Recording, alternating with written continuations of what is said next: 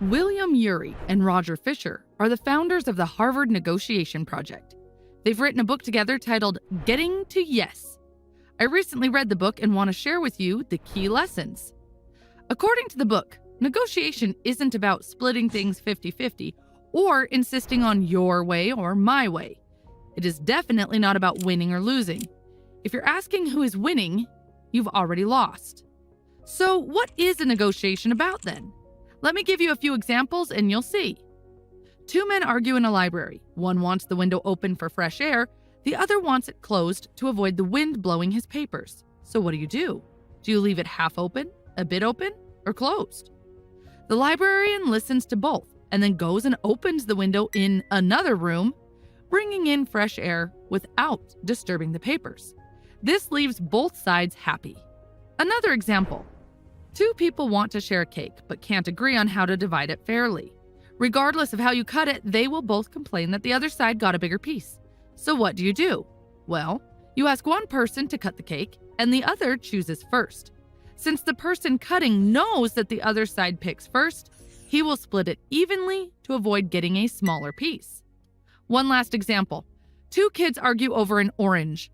The parent takes the knife, cuts the orange 50-50, and gives each kid half. One kid eats the fruit and throws away the peel, while the other uses the peel to bake a cake and throws the fruit into the trash. If the parent had asked why they wanted the orange, both kids could have gotten 100% of what they wanted, but they only got 50%. As you can see from these examples, negotiation is about finding a solution that leaves both sides happy without hurting the relationship. So how do you do it?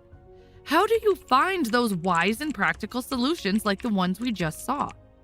Here's a 4-step framework that will make you a smarter negotiator. Step number 1, focus on interests, not positions. Remember the story about the two men arguing over a window in the library? It illustrates a common problem in negotiations where people focus too much on their positions. Instead of arguing about positions, shift your focus to interests. The benefits of focusing on interests are obvious, but doing it can be hard. Positions are clear and specific. Interests might be hidden or vague. So how do you find the interests of the other side? Simply ask why. Why do they want what they want? Try to see things from their point of view. Once you discover their underlying interests, talk about them openly. People listen better if they feel understood. They think those who understand them are smart and kind. If you want them to listen to your interests, start by showing you care and understand theirs. Of course, you need to communicate your interests as well. The other side might not know them.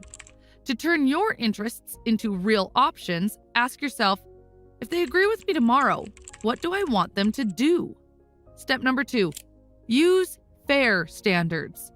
No matter how well you understand what the other side wants, conflicts will always pop up. You want lower rent, but your landlord wants it higher. Instead of arguing back and forth, use objective criteria to decide. Recall the cake example? When two men couldn't share a cake, having one man divide it and the other choose first is based on a fair standard. Objective criteria are unbiased rules that don't depend on personal opinions. Examples of this can be market prices, legal requirements, expert opinion, or fair standards that you both agree on. In negotiation, often people resist agreeing because they feel like you're demanding it. But if you say, let's check the rules or regulations, it shifts focus from what you want to what the rules say. Suddenly, it's not you demanding it, but the rules. For example, if your house construction contract doesn't specify how deep the foundations should be, and the contractor suggests 2 feet while you think 5 feet is the standard, don't just compromise. Instead, say, look, maybe I'm wrong. Maybe 2 feet is enough. Does the government have standard specifications for these soil conditions? What is the earthquake risk here? Where do you suggest we look for standards to resolve this question? Here's how you can apply this principle effectively. Before you start, figure out some fair standards together with the other side. For example, say, you want a high price and I want a low one. Let's figure out what a fair price would be. What standards should we use? By focusing on fair standards, you can turn a clash of interests into a shared goal. Step number 3, invent options for mutual gain. Recall the example of the kids fighting over an orange. Instead of splitting it 50-50, they could have found a way for both to get 100% of what they wanted. This scenario highlights the importance of inventing options for mutual gain in negotiations. So, how do you invent creative solutions then? Here's how. Simply get together with your side or with the other side and brainstorm about all the possible solutions. Let the ideas flow freely. Don't judge or pick any of the ideas in the first stage. Separate the brainstorming from the selection session. For brainstorming, choose a few participants. Change the environment. Design an informal atmosphere. Define the purpose. After brainstorming, start with the most promising ideas. Then discuss ways to improve them. People often assume differences in negotiation create problems, yet these differences can lead to solutions. Remember the orange example? A wise solution was possible because each side wanted different parts of the orange. It's absurd to think your differences lead to the problem. It's actually the differences that lead to creative solutions. Step number 4, separate the people from the problem. Before starting a negotiation, visualize a vertical line splitting a person down the middle. On one side is the person, and on the other side is the problem. Always put the person first and the problem second. Negotiators are people first. Your goal in negotiation is to be soft on the person, but hard on the problem. Often we are soft on the person, so we end up being soft on the problem as well, and we don't get what we want. Or we're hard on the problem, but also end up being hard on the person, damaging the relationship.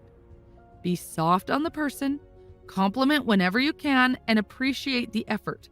At every negotiation stage, ask yourself, am I paying enough attention to the people problem? People have different viewpoints. Their egos are easily threatened. They see the world from their perspective, often confusing their perceptions with reality. They frequently misinterpret your words and fail to communicate their true intentions. Remember, you must deal not only with their problems, but also with your own. Your anger and frustration can block agreement as well. Your perceptions may be one-sided, and you might not be listening or communicating effectively. One of the best ways to prevent people problems is by building a relationship with the other side before the negotiation starts. Negotiating with someone you know is easier than with a stranger. So arrive early to chat and stay a bit afterward. Get to know their likes and dislikes. These informal interactions make future negotiations a lot easier. Multiple studies show that simply getting to know the other side increases the success rate by 25 to 30%. Okay, now you might say, all these 4 steps sound fair and nice, but what if the other side isn't playing by fair rules? What if they use dirty tactics? What if they are more powerful? Or what if they attack me personally? Here's how to deal with each of these situations. Let's start with dirty tactics. People lie and use various pressure tactics. Recognizing these tricks often neutralizes them. Mention it directly. Joe, it seems like you and Ted are playing good cop and bad cop. If you need a break to get on the same page, just ask. Mentioning the tactic makes it less effective and may make the other side worry about losing you. Just raising a question can be enough to end it. However, be careful. Avoid personal attacks. Focus on the problem, not the person. Instead of saying, "You put me facing the sun deliberately," say, "The sun in my eyes is distracting. Can we adjust the schedule and meet later? I can't concentrate like this." What if they are more powerful? If the other side has big guns, don't turn the negotiation into a gunfight. The best thing you can do is to develop your BATNA, best alternative to a negotiated agreement.